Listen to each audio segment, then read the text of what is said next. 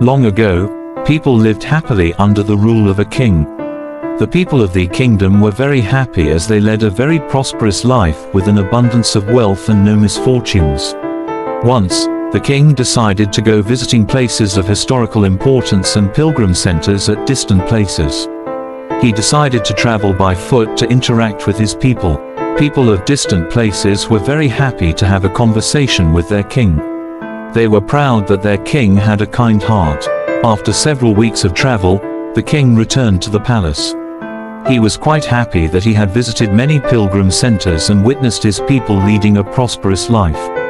However, he had one regret. He had intolerable pain in his feet as it was his first trip by foot covering a long distance. He complained to his ministers that the roads weren't comfortable and that they were very stony.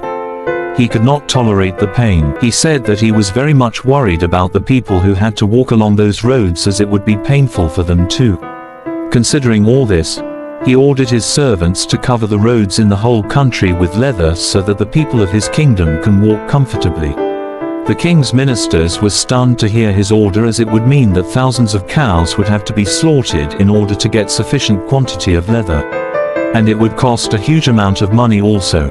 Finally, a wise man from the ministry came to the king and said that he had another idea. The king asked what the alternative was. The minister said, "Instead of covering the roads with leather, why don't you just have a piece of leather cut in appropriate shape to cover your feet?" The king was very much surprised by his suggestion and applauded the wisdom of the minister. He ordered a pair of leather shoes for himself and requested all his countrymen also to wear shoes. Moral: instead of trying to change the world, we should try to change ourselves.